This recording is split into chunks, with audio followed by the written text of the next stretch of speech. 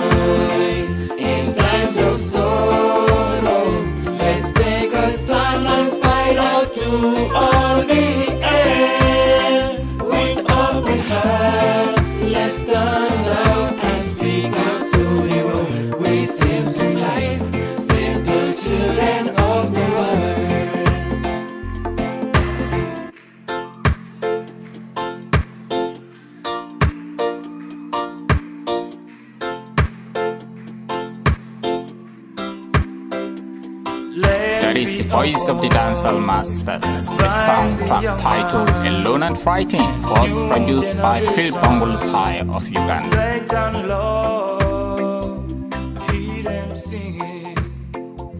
Coming up next is the first podcast series of the victims with me, Sulaiman Ba, from the Sepat's Broadcasting Network, Gambia. We will begin with a column produced by the Froya newspaper called Dancing Without Trial or Disappearances Without Trace. It is now very common in the Gambia for people to disappear without trace and for the country's law enforcement agencies to arrest and detain people beyond the constitutionally stipulated time frame. According to the country's law, a detainee must be charged and taken to court within 72 hours of his or her arrest. However, for decades, this fundamental principle has been disregarded and violated by law enforcement agencies in the Gambia. These long arrests and detentions without charge, trial, or access to family members are in gross violations of the Second Republican Constitution, which amounts to impunity. Some of these detainees have spent months, whilst others have disappeared for more than a decade now without any trace by their families, as they are held at different detention centers such as the National Intelligence Agency headquarters in Banjul, police headquarters in Banjul.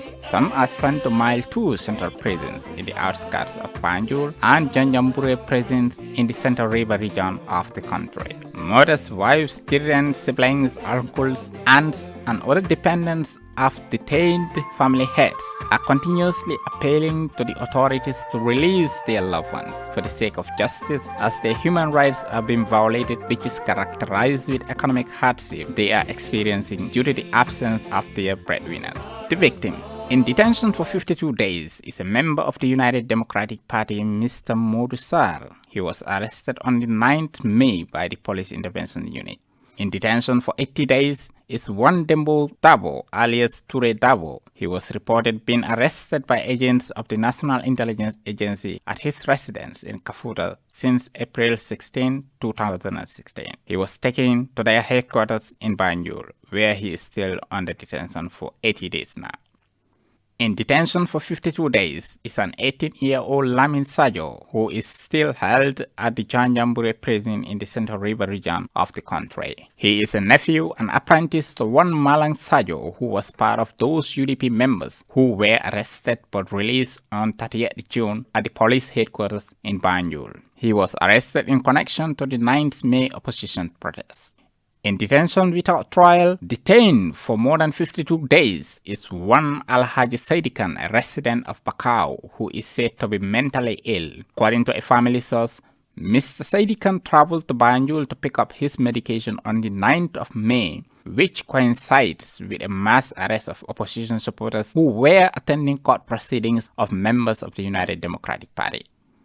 In detention for 261 days is Alhaji Usman Sawane, the Imam of Kanifing South. He was picked up by plainclothes officers around 10 a.m. on Sunday, 18th October 2015, while leading a team of volunteers in the Kanifing South Cemetery. His whereabouts were not initially known to the family, but he was later traced at the NIA headquarters in Banjul. He was transferred from the NIA headquarters to Janjambure prison on the 27th October 2015. The High Court in Banjul on 21st March made a ruling and ordered for the release of Imam Sawane either conditionally or unconditionally following the filing of a writ of habeas corpus by his family.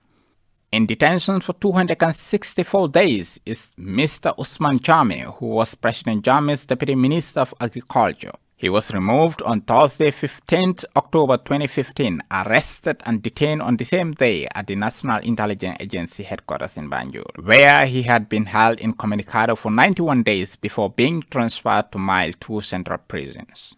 In detention for 264 days is an imam of a mosque in Jabang Bohol, Sheikh Omar Colley. He also got arrested on the same day as the Deputy Minister of Agriculture. He is still held incommunicado at the Janjambure prison in the Central River region of the country, without access to his family for 264 days. That is all for now on our podcast series, The Victims from SPN Gambia. Until next week, bye for now.